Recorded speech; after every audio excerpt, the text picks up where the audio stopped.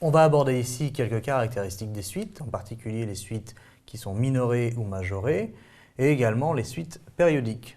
Alors, pour commencer, prenons une suite. Je vais l'appeler UN, pourquoi pas. Notez comme ça, indice grand N, ce qui signifie que l'indice N est un entier naturel. Et plutôt que d'écrire une expression pour UN, je vais faire une représentation graphique d'une suite quelconque. Alors admettons que l'on prenne en abscisse les valeurs de n, en ordonnée les différents termes UN. On peut imaginer qu'on part de 0, à voir si c'est défini en 0, etc. On peut aller très loin, mais une suite, vous le savez, à chaque rang, n égale 0, n égale 1, etc., prend une valeur donnée, donc à chaque rang est associé une valeur, et je peux très bien imaginer une suite qui prenne les valeurs suivantes. Alors je dessine un peu n'importe quoi, mais on peut très bien imaginer que ce que j'ai ici, ce soit bien une suite. Alors, la suite en question ici va être majorée si, par exemple, on peut tracer une ligne horizontale ici. Mettons que la valeur en ordonnée soit grand M.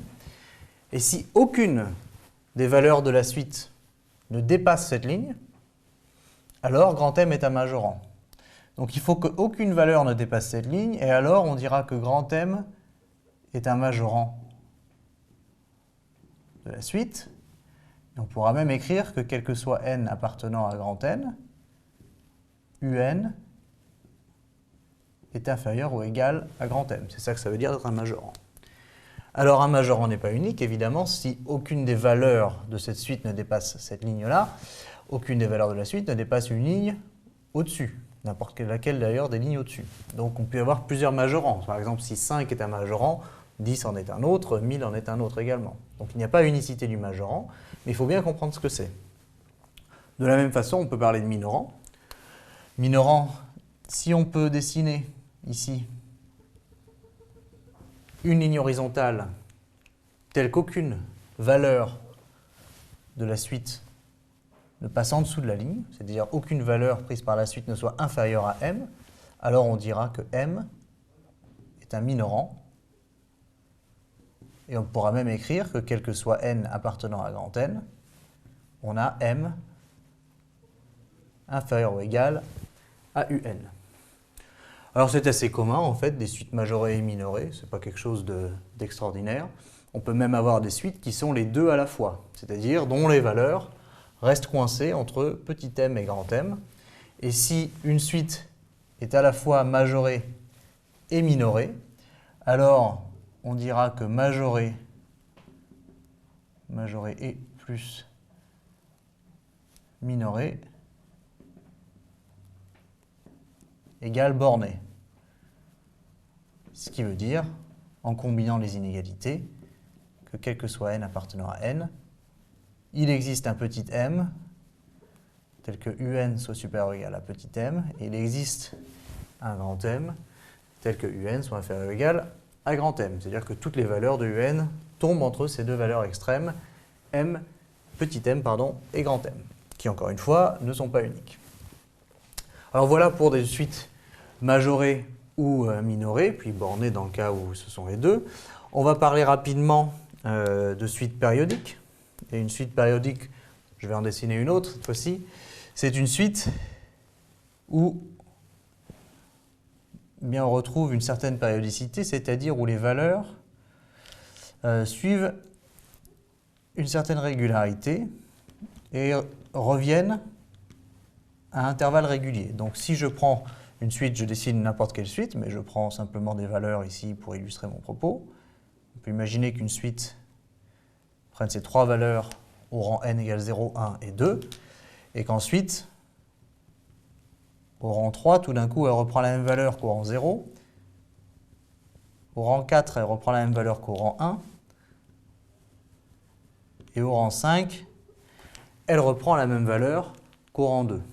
Et à ce moment-là, on peut même remarquer d'ailleurs qu'il y a 3 d'écart ici entre le premier rang qui est n égale 0, U0, et U3. Donc là, on a plus 3, on va écrire ça schématiquement, plus 3, plus 3.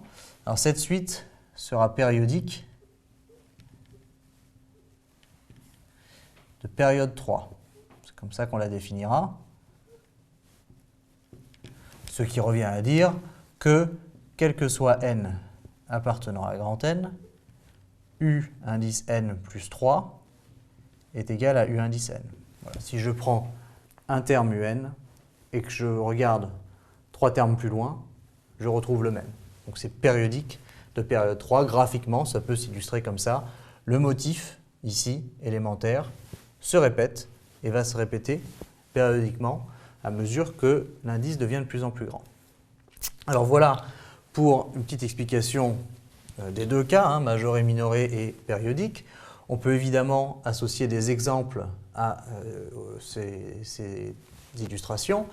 On peut penser par exemple pour une suite majorée et minorée, en exemple on prendra la suite un égale 1 sur n, définie par son premier terme, on va dire qu'on va appeler 1, et en fait c'est valable donc pour n supérieur ou égal à 1. Et cette suite, vous pouvez le constater, sera toujours positive, mais plus n sera grand, plus un va tendre vers 0. Donc 0 sera toujours plus petit que n'importe quelle valeur de cette suite. Et comme elle est décroissante, on verra ça dans d'autres vidéos, mais celle-ci est décroissante puisque plus n est grand, plus la valeur de un est petite. Eh bien, si je prends u1 égale 1, c'est la valeur que j'obtiens si je mets n égale 1 ici, je me rends compte que c'est son terme qui est le plus grand, donc son plus grand terme. Donc grosso modo, cette suite, si on regarde ce qu'elle fait, eh bien, elle va rester coincée entre ici 1, on a 0 ici, pour 2 on a 0,5, pour 3 on a 0,33, 0,25, etc. La suite est décroissante, mais ces valeurs sont coincées entre 0 et 1, et on aura bien que un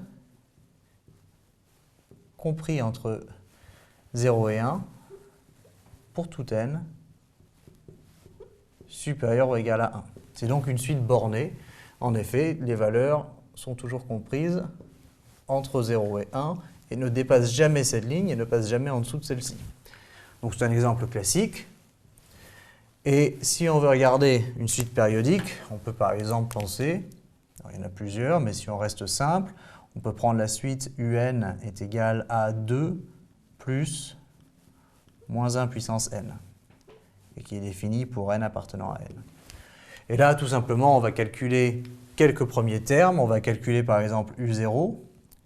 u0, c'est que pour n vaut 0, eh bien vaut 2, puisque moins 1 puissance 0, ça fait 1. Donc 2 plus 1, pardon, ce qui fait 3. u0 vaut 3. u1 est égal à 2 moins 1, donc vaut 1. u2, ça va être 2 plus 1, puisque moins 1 au carré, ça fait 1, égale 3, etc. u3, 2 moins 1. Et donc, vous avez compris, ça va alterner entre 3, 1, 3, 1, 3, 1. Et elle est donc périodique de période 2.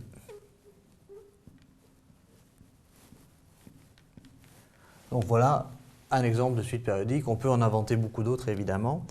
Mais si vous avez bien compris ces deux notions, de majoré, minoré, borné et de périodique, on pourra ensuite aller un petit peu plus loin avec des suites plus compliquées et d'autres caractéristiques des suites.